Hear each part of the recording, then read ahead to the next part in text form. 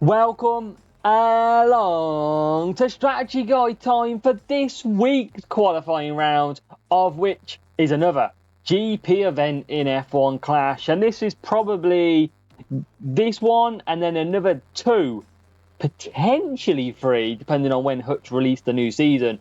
But consider it that we've got 3 to go, you're probably not going to be far off. So 3 attempts to now get your best ever result. We are off to China. Well, no, we're not. Because the Chinese circuit, as you know, is not in F1 Clash. And with China back on the calendar this year, chances are we are going to see that glorious track in F1 Clash 2024. What sort of track will it be? I mean, it's going to be one that cars will go round. That's all we can guarantee from Hutch. But we'll wait to see exactly how it plays out. But F1 is back. It is the Chinese Grand Prix, and this is the boost that we have got. We've gone from 25% boost down to 5. Why? Just why? Anyway, Kevin is 5% stat boosted.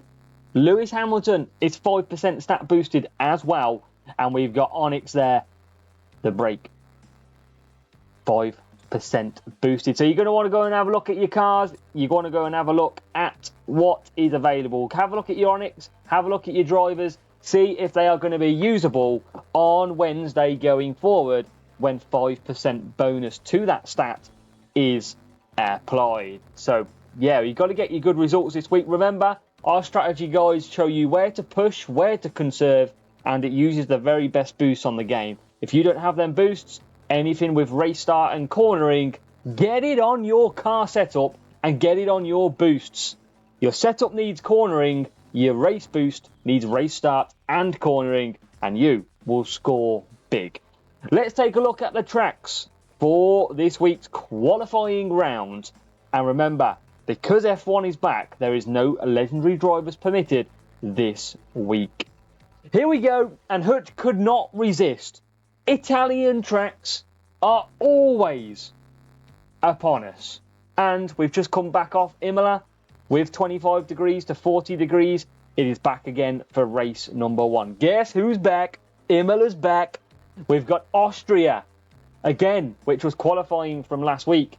Remember as well, Austria, you're going to need a fastest lap because this will form part of the fastest lap from the previous round. So qualifying is going to see you go and get your big setup on to get your fastest lap at Austria. Race number 3, there's no rain, and thank God it is Spa, which makes it a little bit more easier, but it's still a relentless track. And then race number 4, we're going a little bit different, something that we don't have very often. It's a Brazilian Grand Prix, but it is 100% wet. So that is the tracks that we are going to have to navigate in qualifying this week. We're going to show you the strategies now. Make sure to hit the like button, make sure to subscribe, because we will be live a lot during the new season as we try and get you up to speed as quick as we can.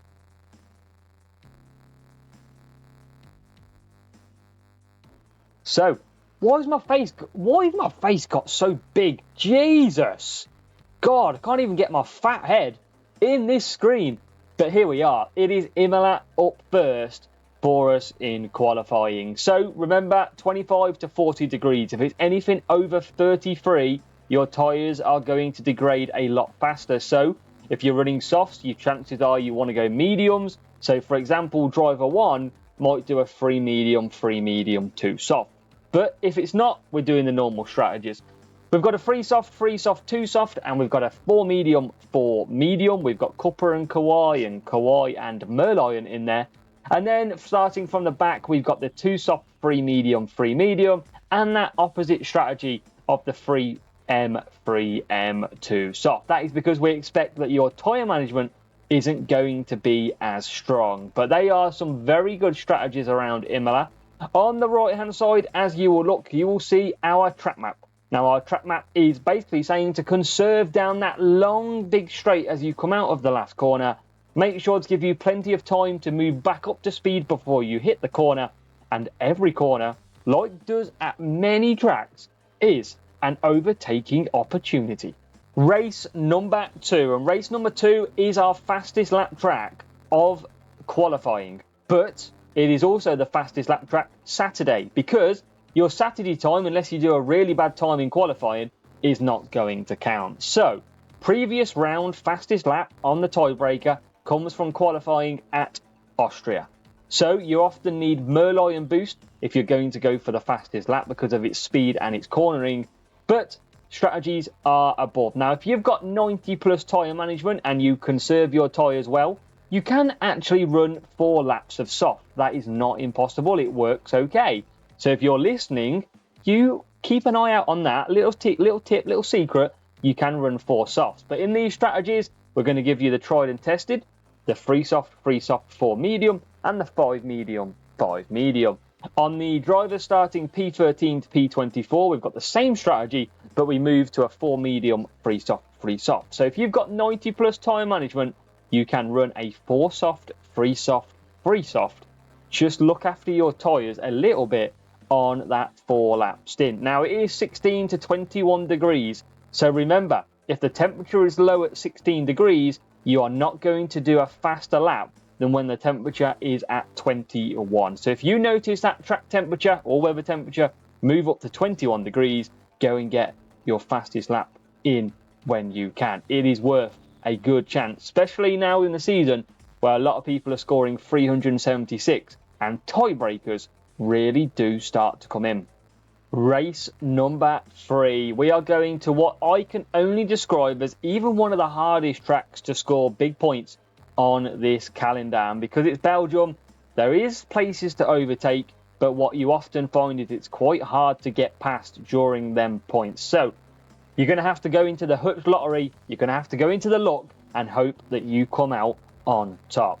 So drivers starting from the front, we've got the 2 soft, 2 soft, 2 soft, Merlion and Eclipse with the 2 soft, 2 soft, 2 soft. Again, for driver 2, creating a gap is key for this strategy. Now, if you are against a bot and you are starting towards the front, then you can easily run a 3 medium, 3 medium. So again, for those that you are listening and watching the video, 3 medium is sufficient and easy way through. And often it might even be slightly quicker than the 2 soft, 2 soft, 2 soft. But that is one for you to try out. Now, starting from the back, obviously we don't want to do a free hard because that's very slow. And tyre management is going to be a pain. So 2 soft, 2 soft, 2 soft is in there. And driver 2, we're doing a little bit of an undercut. So you've got a 1 soft where you're going to push really hard.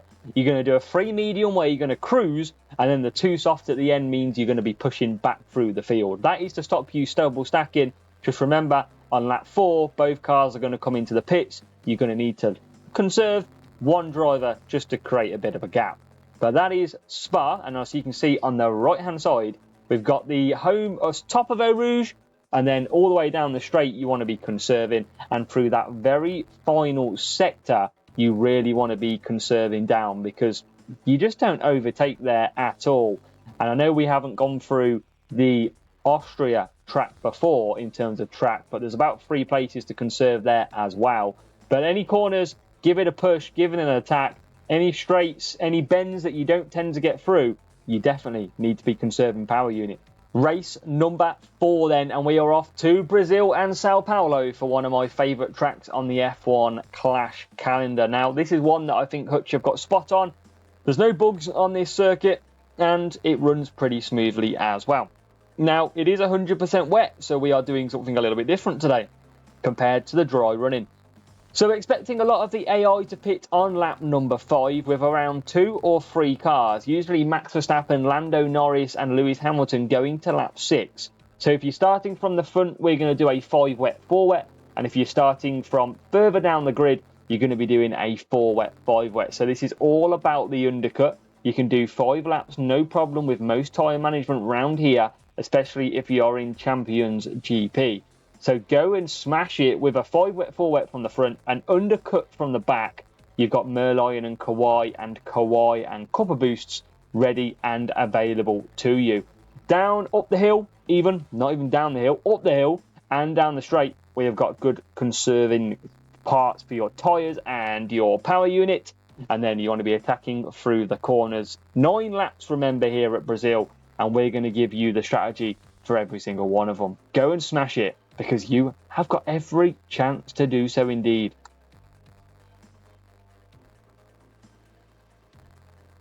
So that is your Formula 1, as my head now looks like a P, and we zoom that bad boy back in.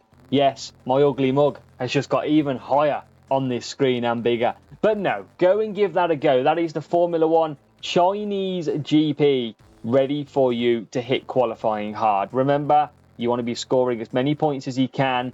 Austria is the fastest lap track for the previous round time.